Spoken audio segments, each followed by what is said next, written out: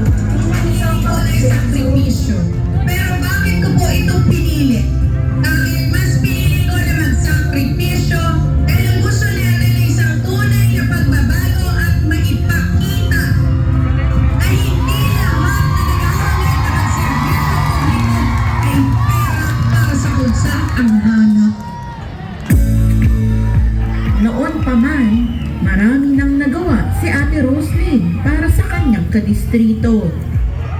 Laging tandaan, Ate Roslyn helps.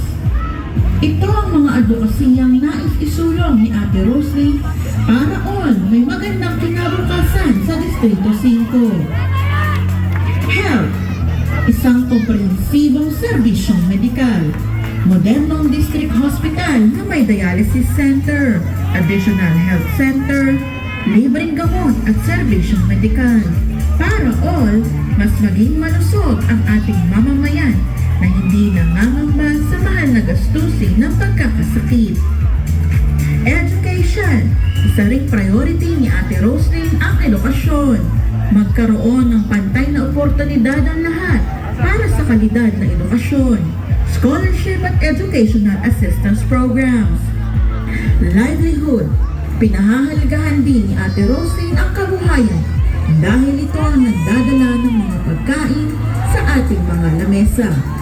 Importante ang pagpapalawak ng oportunidad sa trabaho at negosyo na available para sa lahat. Para all, may ambag sa lipunan. Proteksyon. Hindi rin dapat kaligtaan ang proteksyon at kaligtasan.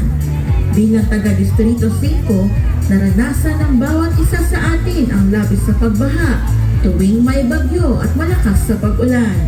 Kailangan ng konkretong plano at aksyon para sa pagbaha at sakuna. Support.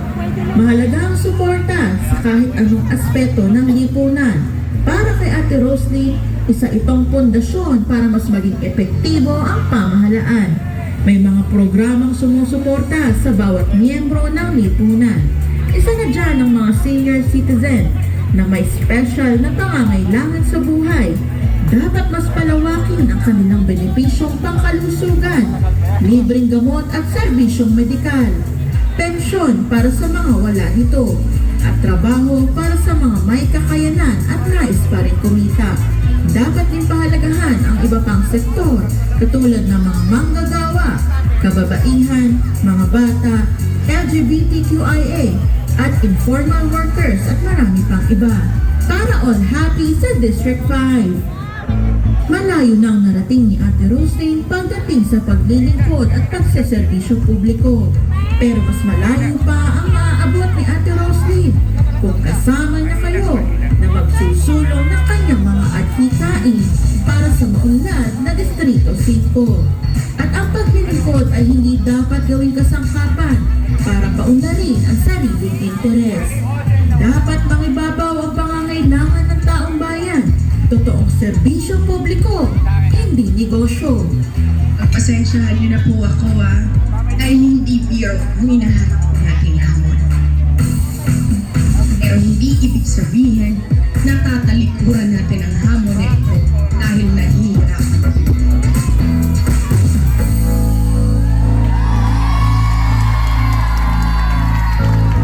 Handa na ba kayong marinig ang ate ng Distrito 5? Bigyan naman po natin ng masigabong palakpakan ang ate ko, ang ate mo, ang ate ng bayan, ang ate ng Distrito 5, Ate Roslyn!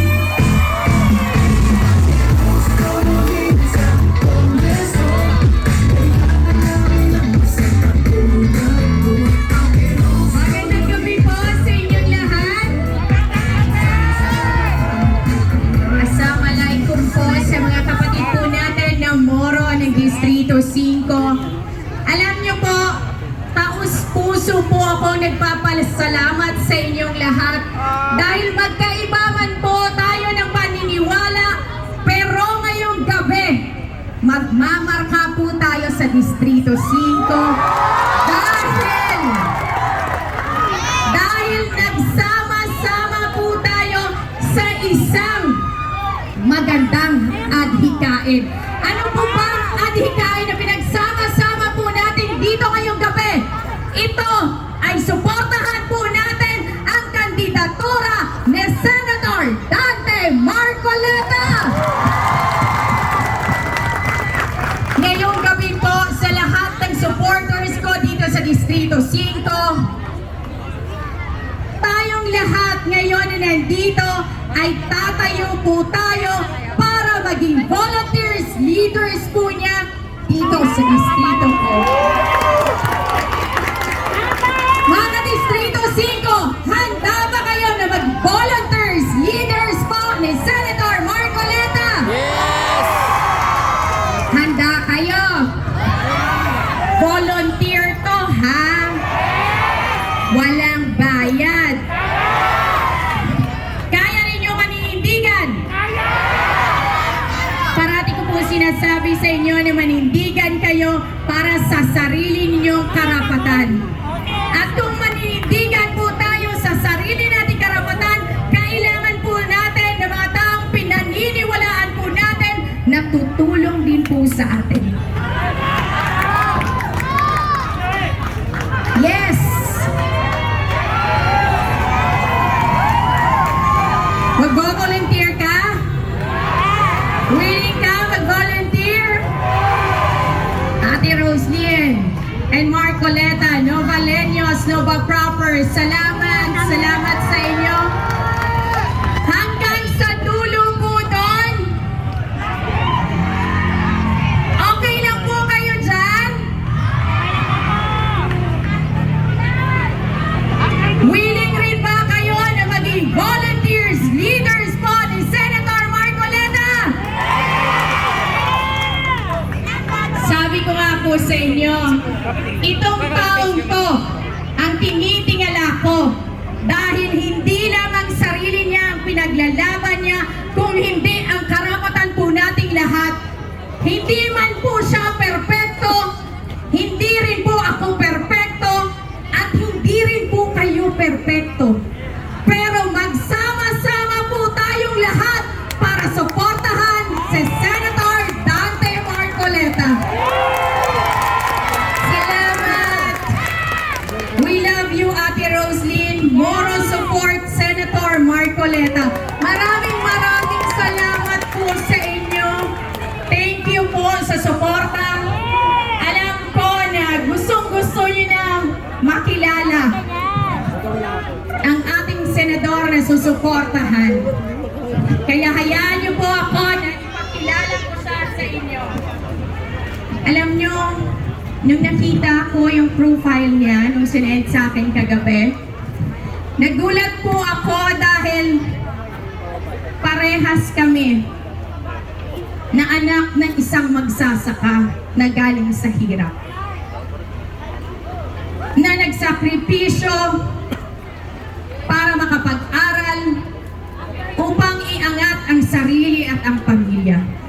Ngayon po, batikan na siyang abogado. Distrito 5, handa na ba kayo? Ito na. May kodigo ako, ha. Baka may makalimutan kasi ako sa pag-introduce ko sa kanya. Isang karangalan po sa akin ngayong gabi ang magtayo dito sa harapan po ninyo para ipakilala po ang susuportahan po nating senador. Siya ay kasalukuyang nakaupo bilang kinatawa ng Social Amelioration and Genuine Intervention on Poverty or sa GIP Party List na kumakatawan sa sektor ng Maralitang Tagalungsod sa Kamara. Bago siya nahalal bilang mambabatas, siya ay 20 taon ng abogadong nagtatanggol ng mga mahihirap at walang laban. Marahil ang malawak na karanasan niyang ito ang humulma sa kanyang hangaring magsilbi sa bayan at naghanda sa kanya sa mataas pang tungkulin sa ating lipunan. Nitong 19 Congress, minabuti niyang ipaglaban ang pagpapababa ng singil na kuryente sa bansa. Nagre-reklamo ba kayo sa singil ng kuryente niyo? Yes! Ang taas-taas. Pag walang trabaho, paano? Walang pambayad. Kaya't isinulong niya ang kanyang mga power bills para mapababa po ang singil sa kuryente. Maliban sa kanyang karera ng abogasya at sa pribadong sektor. Siya ay isang fellow sa Harvard Kennedy School of Developmental Leadership at nagtapos ng kanyang doctorate degree ng Public Administration and Governance mula sa UP Diliman, National College of Public Administration and Governance, o ito yung tinatawag po nilang UP Insipa. Ang kanyang kaalaman at pagkalahatang karanasan bilang mahusay at epektibong leader na siyang kailangan ng ating bansa. Ngayon, mga ka-Distrito 5, handa na ba kayo? Mahina? Hindi ba kayo kumain? Ay. Walang pagkain? O, malapit na to. Mga ka-Distrito 5, handa na ba kayo? Ha? Handa na kayo? Handa na kayong sumuporta at mag-volunteer leader sa ating pong senador? Hindi lang sa Distrito 5, kung hindi susubukan po natin siyang maging number 1 senator. Kaya po ang senator po nating lahat, Senator Rodante Dante Marcoleta! Ay anak ng magsasaka. Lumaki sa hirap, ngunit nagsikap sa pag-aaral at naging batikang abogado. Siya ay kasalukuyang nakaupo bilang representante ng Social Amelioration and Genuine Intervention on Poverty o SAGIP Party List na kumakatawan sa sektor ng maralitang Tagalusod sa Kamara. Bago siya nahalal bilang isang mambabatas, si Dante ay 20 taong naging abogadong nagtatanggol sa mahihirap at walang laban. Marahil, ang malawak na karanasan niyang ito ang humulma sa kanyang hangaring magsilbi sa bayan at naghanda sa kanya para sa mas matataas pang tungkulin sa ating lipunan. Nitong 19th Congress, minabuti niyang ipaglaban ang pagpapababa ng singil sa kuryente sa bansa, kaya't isinulong niya ang kanyang mga naturang power bills. Maliban sa kanyang matagumpay na karera sa abogasya at sa pribadong sektor, si Dante ay isang fellow sa Harvard Kennedy School on Developmental Leadership at nagtapos ng kanyang doctorate degree sa Public Administration and Governance mula sa University of the Philippines, Diliman National College of Public Administration and Governance. Ang kanyang kaalaman at kolektibong karanasan bilang mahusay at epektibong leader ang siyang kailangan ng ating bansa. Kay Marcoleta, may pag-asa ka! Isang masigabong palakpakan naman dyan! Numero 38 sa balota, Marcoleta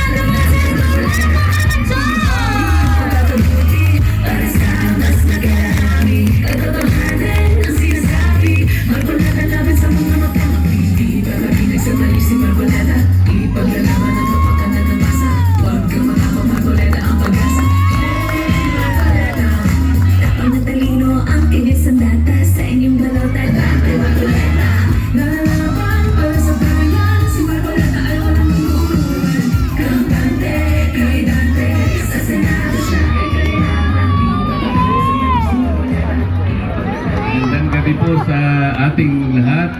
Magandang gabi! Maraming salamat Ate Roslyn, ang ate ng bayan, sa pagdideklara po niya ng pagsuporta sa aking kandidatura.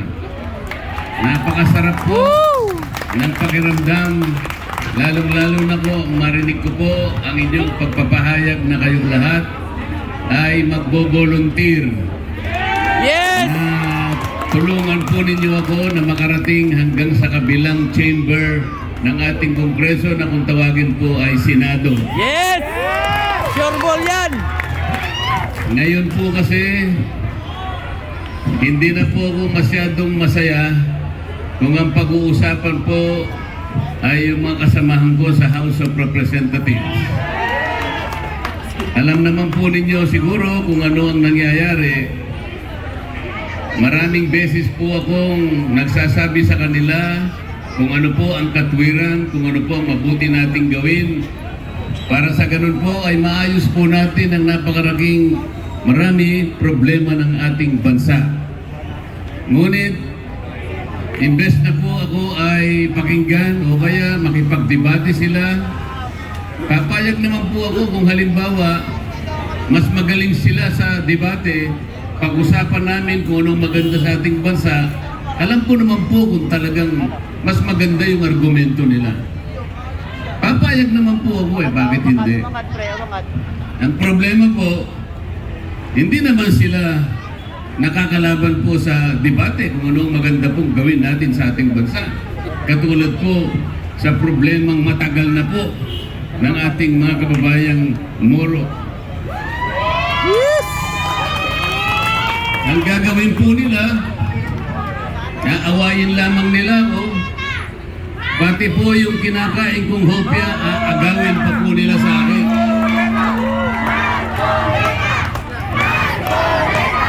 Marcolita! Marcolita! Marcolita! Marcolita! Marcolita! Ang dami ko pong gustong gawin para sa ating bansa. Katulad po ng sinabi ni Ate Roslyn, ang education po ay napaka-importante, lalong-lalo na po sa mga kababayan natin na sa panig ng kahirapan. Kapag wala pong nakapag-aral man lang kahit isa na miyembro ng pamilya, talaga pong napakahirap umahon sa kahirapan, lalong-lalo na po sa panahon ngayon. Napakataas po ng presyo ng pangunahing bilihin at pangangailangan ng mga Pilipino ngayon. Lalong-lalo na po ang pagkain. Napakahirap po ng kalagayan. Pati po yung presyo ng kuryente na matagal ko na pong gustong ibaba. Hindi man lang po ako nabigyan ng pagkakataon. Mura po ba ang kuryente ngayon? Mahal!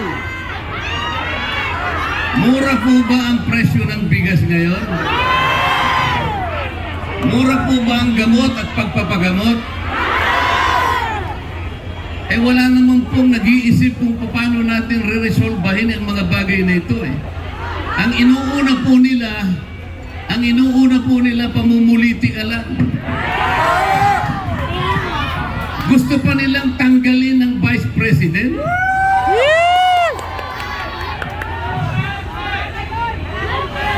Ang sabi ko po sa kanila, wala namang basihan. Yung proseso pong ginawa ninyo ay mali. Bakit kayo po yung nag-o-audit, eh hindi naman kayo commission on audit? Bakit po ninyo inuusig ang Vice President, hindi naman kayo piskal? Lalong-lalo na hindi naman kayo korte. Ito po nangyari, inimpeach nila ang Vice President. Ngayon po, ito ang sasabihin ko sa naghihintay na lamang sila ng panahon. Ang gusto nila, pag nakakuha sila ng mas maraming senador ngayon, maniwala kayo sa akin, itagan nyo sa bato ito. Pag nakakuha sila ng maraming senador ngayon, tatanggalin nila ang Vice President. Duterte! Duterte! Duterte! Duterte! Duterte! Duterte! Duterte! Hindi pa nga po nila ganap na natatanggal ng Vice President, ito na naman ang ginawa nila. Hinuli po nila ang Pangulong Duterte. Wala pong ginawa ang Pangulong Duterte kung hindi yung mahalin niya ang mamamayang Pilipino. Yes!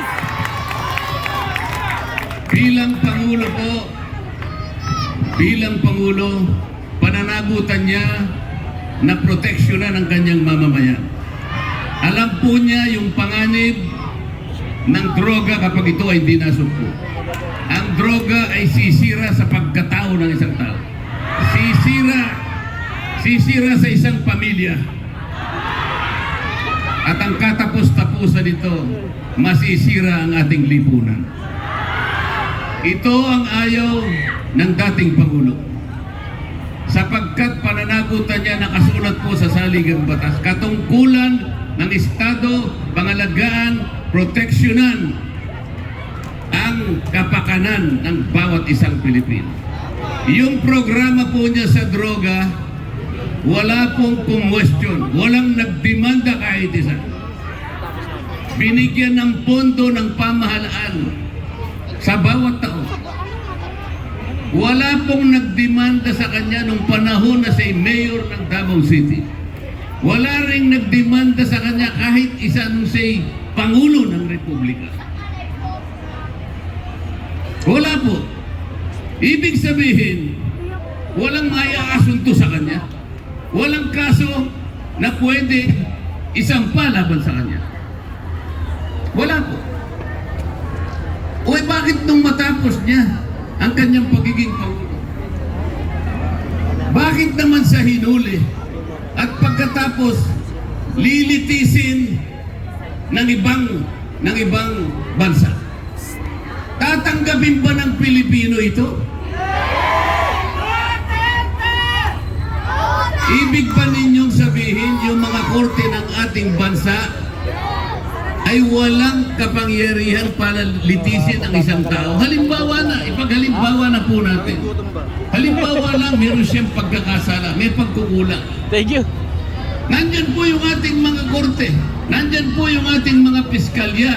Ang ating mga prosecutor's office nandyan. Bakit po wala man lang nagdemanda? Ibig sabihin, sinampal nila ang ating judicial system. Sinampal nila ang ating mga piskal, ang ating mga prosecutor. Bakit kukunin mo ang Pangulo na walang kasalanan at ang uupig sa kanya at hahatol sa kanya ay mga taong hindi natin kinikilala? Yes! Saan pong katwiran ito? Anong katwiran po ito? Ngayon po, yung team nila ng mga senador, lalapit silang muli sa inyo. Lalapit sila. Ano kaya sasabihin nila sa inyo? Meron bang isa dun sa team ng kabila ang lumapit na sa inyo at nagsabi, ako po, hindi ako papayag sa ginawa nila kay Pangulong Duterte? Meron bang nagsabi sa kanila kahit isa man? Pagkatas lalapit sila ngayon sa inyo, may daladalang ayuda. Bakit po? Yun lamang po ba ang pwedeng ibigay sa inyo yung ayuda? Yun ba yung kabayaran ng boto ninyo? Tingnan po ninyo. Kunin nyo yung ayuda. Pagkatapos nyo kunin niya, tingnan natin kung babalik sila sa inyo. Pagsisilbihan ba nila kayo?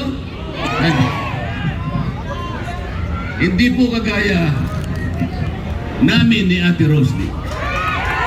Yes! Si Ate Roslyn pala, kamukha ko, nanggaling pala sa mahirap. Hindi ko alam na gano'n. Nakala ko ako lang ang mahirap. Siya pala'y gano'n din. Ako po ay isang anak ng isang mahirap na magsasaka. Alam po ninyo, baka walang maniwala sa inyo. Natapos po ako ng high school, wala po ako naging girlfriend. Alam po ninyo kung bakit? Natatakot po akong mag-girlfriend dahil wala akong kapera-pera. Totoo po ito. Totoo po ito. Nahihiya naman ako doon sa babaeng, kunwari, naging girlfriend ko, hindi ko man lang mapamirienda kahit ng ano lang. Nakakahiya po, nakakaawa po. Kaya ang sinabi ko na lang, sasarilinin ko na lang ito. Ipagpapauna ko na lang muna yung pag-aaral. Makakapaghintay naman siguro ito. Marami naman pong magaganda rin ng panahon namin. Marami kasing ganda mo, ma'am. Tama! Kaya lang, kailangan kong tiisin po eh. Kailangan ipagpauna ko po yung pag-aaral ko eh. Ganun po talaga yung ginawa. At talagang gumawa po ako ng paraan para pagsikapan kong makapag-aaral.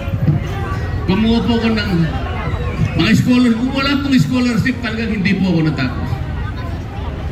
Hanggang sa po ako ay maging abogado sapagkat nakita ko po sa aking paglaki na ang isang mahirap, napakahirap ng kanyang kalagayan, pati karapatan niya ay sisikilin. Nakita ko pong lahat yun. Kaya naipasya ko, magkaroon lang ako ng pagkakataon matapos ng aking pag-aaral. Magiging abogado ko, ang una kong gagawin, uunahin ko yung mga mahihirap na hindi kayang kumuha ng abogado. Ginawa ko po yun.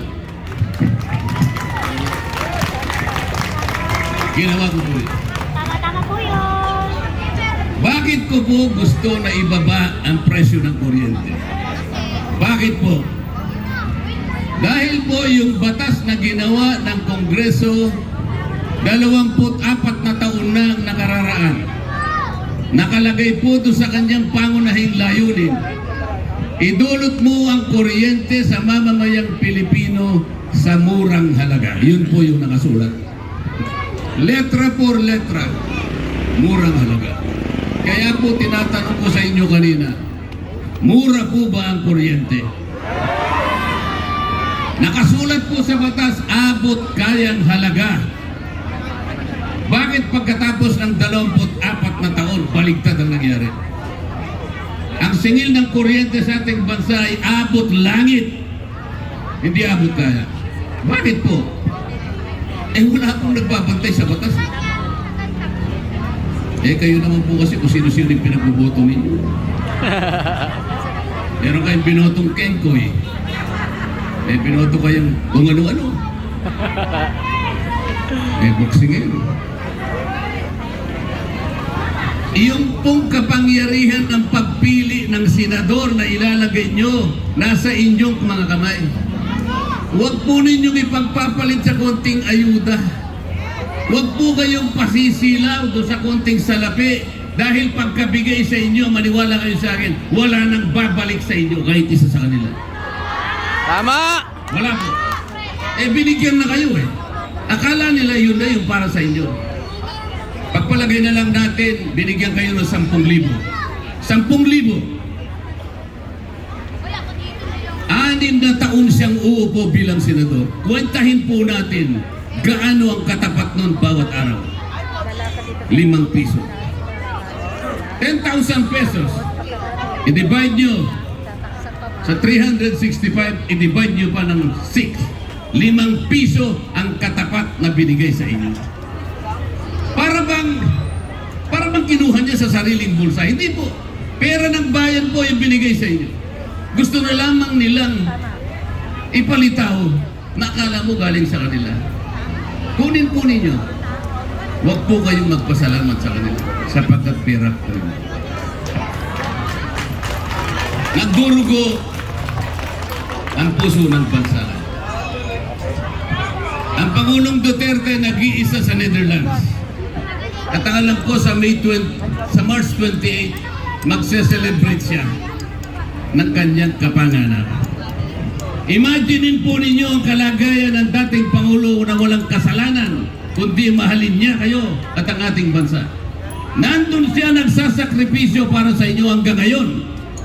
Dapat sana sa kalagayan niya ngayon, sapagkat hindi mabuti ang kanyang kalusugan. Nakakaawa siya. Kung kaya ko lamang po na pumunta na kagad ngayon, itong konting nalalaman ko po, i-contribute kahit ano lang. Ang una kong gagawin, nagpapail ako ng petition for interim release pending trial.